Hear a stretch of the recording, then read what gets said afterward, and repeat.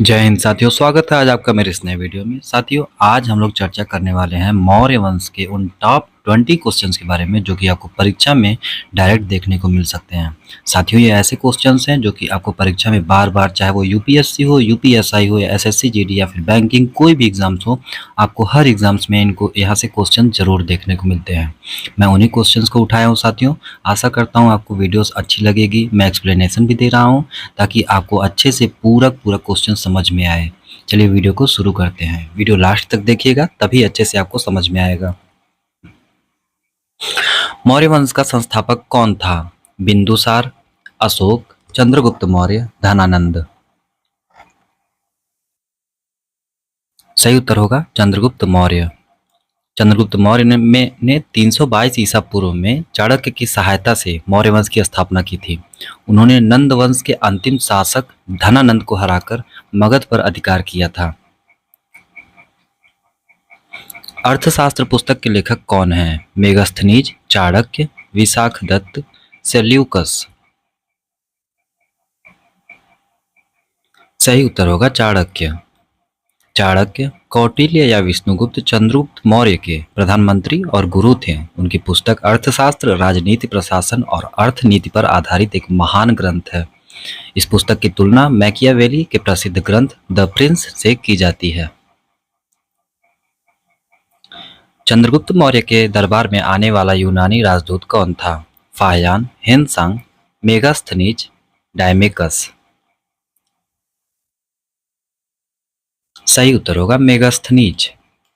Megasthenes Seleucus Nicator का राजदूत था जो चंद्रगुप्त मौर्य के दरबार में आया था। उसने अपनी प्रसिद्ध पुस्तक इंडिका में मौर्यकालीन प्रशासन और समाज का वर्णन किया है।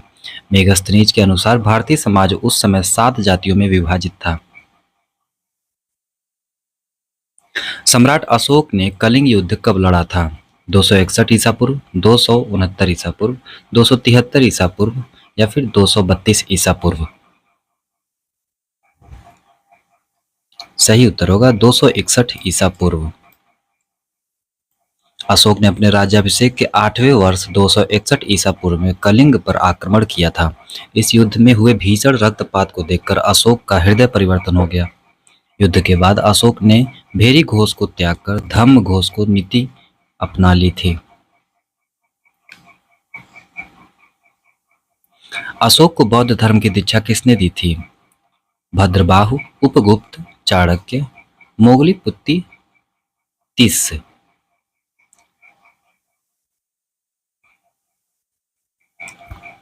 सही उत्तर होगा उपगुप्त। बौद्ध भिक्षु उपगुप्त ने सम्राट अशोक को बौद्ध धर्म में दीक्षित किया था। अशोक ने बौद्ध धर्म की राजकीय संरक्षण दिया और इसके प्रचार के लिए धम्म महामात्र नियुक्त किए। उन्होंने अपने पुत्र महेंद्र और पुत्री संघमित्रा को श्रीलंका बौद्ध धर्म के प्रचार के लिए भेजा।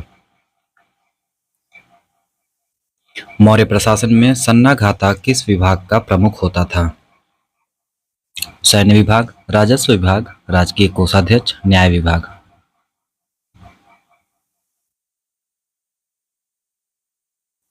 सही उत्तर होगा राजकीय कोषाध्यक्ष। मौर्य काल में सन्नाधाता राजकीय कोष और भंडार गृह का मुख्य संरक्षक होता था। समिहर्ता वह अधिकारी था जो राजस्व यानी टैक्स संग्रह का मुख्य कार्य देखता था। मौर्य प्रशासन अपना विकेंद्रीकृत और सुव्यवस्थित नौकरशाही के लिए जाना जाता था। चंद्रगुप्त मौर्य ने अपने जीवन के अंतिम दिन कहाँ बिताए थे?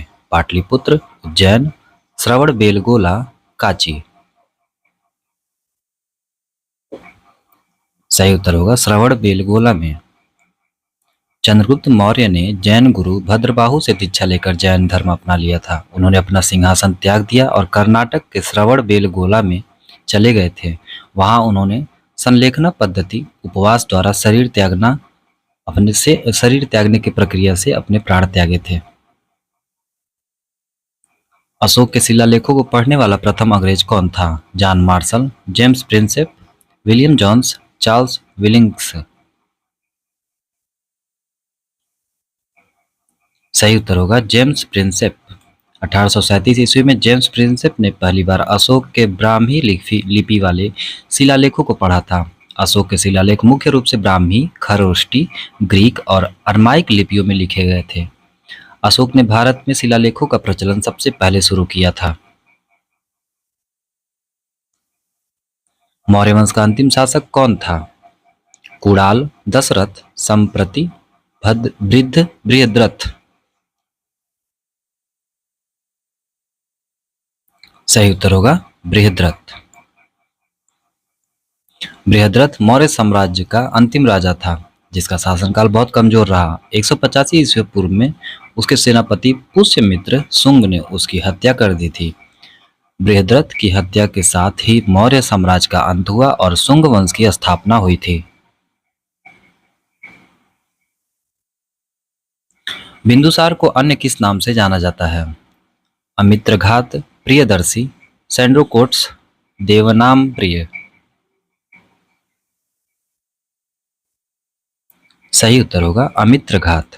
बिंदुसार चंद्रगुप्त मौर्य का पुत्र था। उसने अमित्रघात शत्रुओं का नाश करने वाला कहा जाता था। यूनानी लेखकों ने उसे अमित्रोचेट्स के नाम से भी पुकारा है।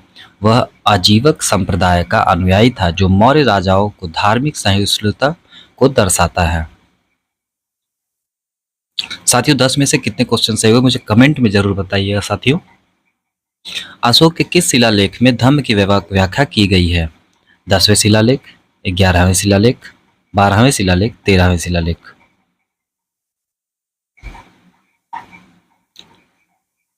सही उत्तर होगा 11वें शिलालेख।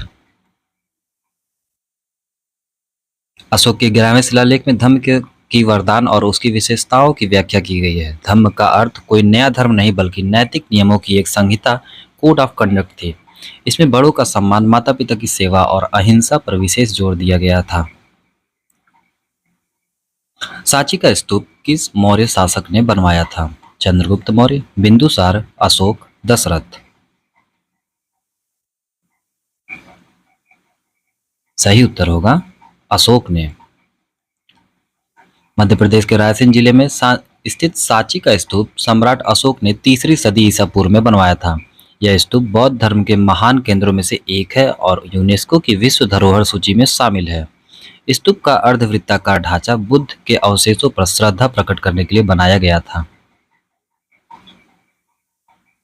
मौर्य काल में मुद्रा करेंसी को क्या कहा जाता था? पड़, दिनार, कारसापड़, स्वर्ण। सही उत्तर होगा पाड़ा। मौर्य काल की राजकीय मुद्रा पड़ कहलाती थी, जो मुख्य रूप से चांदी का बना सिक्का होता था। इन सिक्कों पर मयूर, पर्वत और अर्धचंद्र जैसी आकृतियां अंकित होती थीं। अर्थशास्त्र के अनुसार राजकीय कर्मचारी का वेतन पड़ में ही भुगतान किया जाता था। अशोक के शिलालेखों में किस भाषा का प्रयोग सबसे अधिक हुआ है? संस्कृत, प्राकृत, पाली, हिंदी। सही उत्तर होगा प्राकृत। अशोक ने अपने अधिकांश अभिलेख में जनसाधारण की भाषा प्राकृत में उत्कीर्ण करवाए थे। इन प्राकृत अभिलेखों की मुख्य लिपि ब्राह्मी थी, जो बाएं से दाएं लिखी जाती थी। उत्तर पश्चिम भारत, पाकिस्तान, अफगानिस्तान में शिलालेख खरोष्टी और ग्रीक भाषा में मिले हैं। चंद्रगुप्त मौर्य ने सेल्यूकस निकेटर को कब हराया था? 322, 305 ईसा पूर्व, 300 ईसा पूर्व, 298 ईसा पूर्व। सही उत्तर होगा 305 ईसा पूर्व। सेल्यूकस निकेटर सिकंदर का सेनापति था, जिसने उत्तर पश्चिम भारत को जीतने का प्रयास किया। चंद्रगुप्त मौर्य ने उसे युद्ध में पराजित किया और एक संधि करने पर मजबूर किया।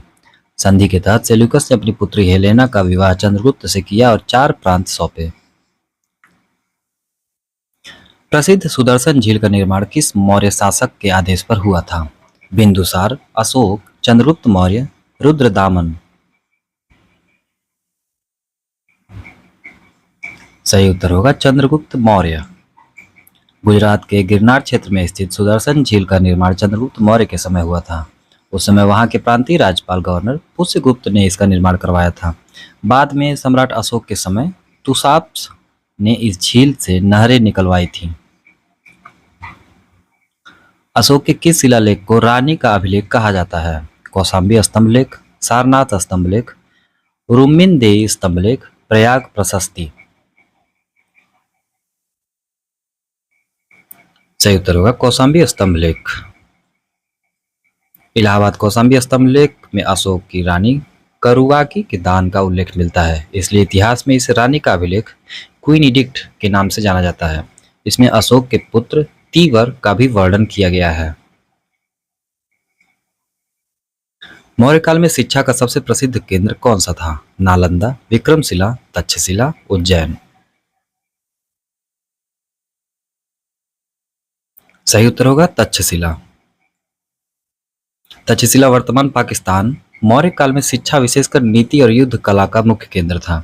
चाणक्य तक्षशिला विश्वविद्यालय के ही आचार्य थे और चंद्रगुप्त ने यहीं शिक्षा प्राप्त की थी। यहाँ विदेशों से भी छात्र शिक्षा ग्रहण करने आते थे। यह उस समय का बौद्धिक केंद्र था। रुमिनदेई स्तंभ लेख का संबंध किससे है? बुद्ध का जन्म, बुद्ध का प्रथम उपदेश, बुद्ध की मृत्यु, बुद्ध बौद्ध धर्म का विभाजन।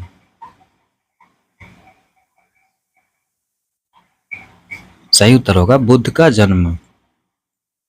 अशोक ने बुद्ध के जन्म स्थान लुम्बिनी की यात्रा की और वहां रुमिनदेई स्तंभ स्थापित किया।